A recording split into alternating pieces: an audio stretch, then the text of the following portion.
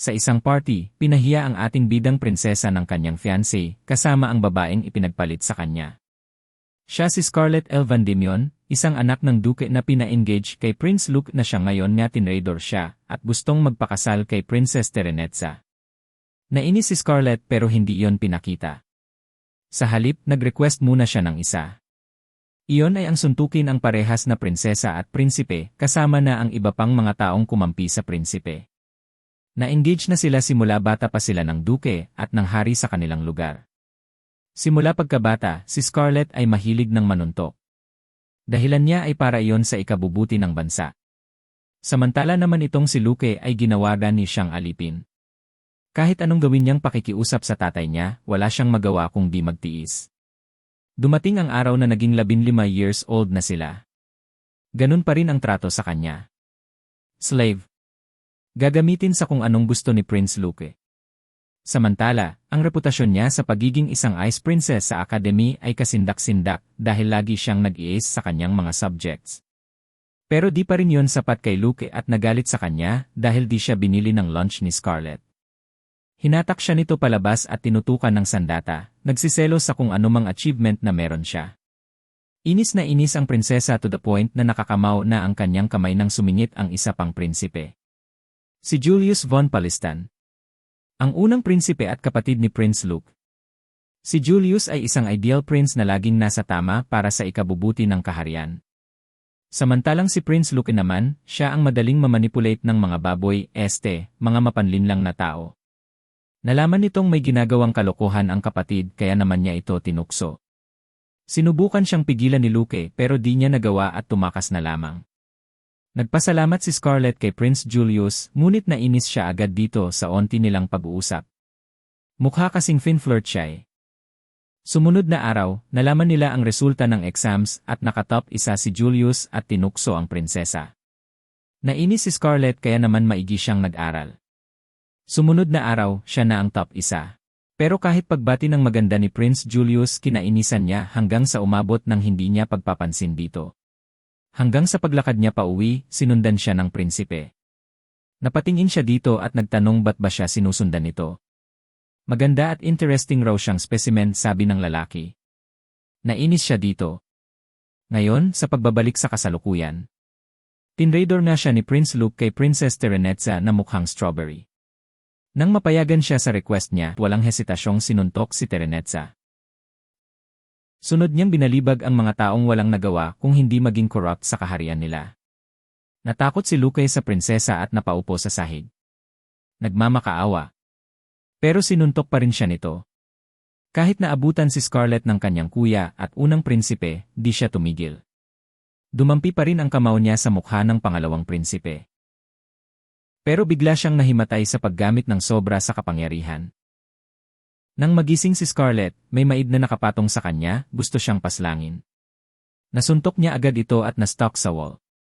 Ang big brother naman niya, pumasok at natakot sa ginawa niya na naman. Kapagkuan, nag-usat sila tungkol sa naging issue na pagsuntok ni Scarlett sa mga royalty. Stay single muna siya until ma-resolve ang issue, ngunit napalayawan siya ng lahat bilang bloody princess dahil sa kanyang tapang na pabagsakin ang mga royalting gumagawa ng illegal. Pinag-usapan nila na kailangan mapatumba ang may pinakamay pakana ng lahat ng iyon. Pinakilala din sa kanya si Siegfried na siyang isili sa tabi ni Prince Luke. Tatanggapin niya sana ang kamao ni Scarlett sa mukha, ngunit light na tap lang ang binigay ng prinsesa dito. Nag-blush tuloy siya sa small gesture ng prinsesa. Pagkatapos ng meeting, pinuntahan ni Scarlett ang maid sa isang cottage area. Doon, nalaman niyang isang beast skin na nakaang maid at lalaki ito. Slave din siya ng leader ng illegal slavery. Tinulungan siya ni Scarlett na matanggal ang crest sa dibdib niya at nangako ang beast skin ng loyalty sa kanya. 3 araw makalipas, pumunta sila sa town ng Granhilde habang sinundan sila ni Prince Julius. May mga tao na biglang humarang sa kanila. Sinubukang kausapin ni Nanaka sila kung nasan si Junk pero gusto yata nila ng laban kaya siniulan silang sapakin ni Scarlett. Natakot sila dito. Sinabi ng isa bigla kung nasan ang kanilang hinahanap. Nasapak pa rin siya. Pumunta sila sa lugar ni Junk at nauto ni Prince Julius na sabihan niya ang lokasyon at pangalan ng lugar. Ngayon, napunta na sila sa lugar na kung saan pwede makipag-negotiate para makapasok sa slave auction. Kapalit ay sinanaka para makapasok. Nag-agree siya. Bumalik na sila ng inn para makapagpahinga. Naging animal form sinanaka dahil sa pagod. Pinagpahinga muna siya. So Julius at Scarlett naman lumabas ng inn para magpahangin. Bawat uto kay Scarlett ng mga nagbebenta, sinasalo lang ni Julius hanggang sa mainis ang prinsesa kung meron pa siyang business doon. Nalaman niyang pinagtripan lang siya ng prinsipe. Inimagine tuloy niyang mukha ng prinsipe ang pader at sinuntok yon. Babalik na sana siya ng inn nang nagbigay ang prinsipe ng apple pie sa kanya at pinakita ang market district. Masaya at mabuhay. Hindi pa doon nagtatapos dahil nag-confess din ang prinsipe sa nararamdaman. Nagusto siya nito. Na-interesting siya. Pero nalilito siya dito, alam niyang tutuksuhin na naman siya nito pagkatapos. Sunod na araw, pinakita na ni Scarlett na totoong bestskin si Nanaka. May pumasok na isang lycanthrope ngalan ay Davin at nilagyan ng metal na leash si Nanaka. Nasaktan siya dito kaya naman si Scarlett ay sumingit na at may respetong nagpaalam muna sa Count kung pwedeng paliparin ang lycanthrope slave. Niwarningan siya nito pero wala siyang pakialam. Napalipad niya sa ere ng isang hatak si Davin at sinuntok dahilan para mas lumipad pa ng sobrang layo. Natapos na ang transaction.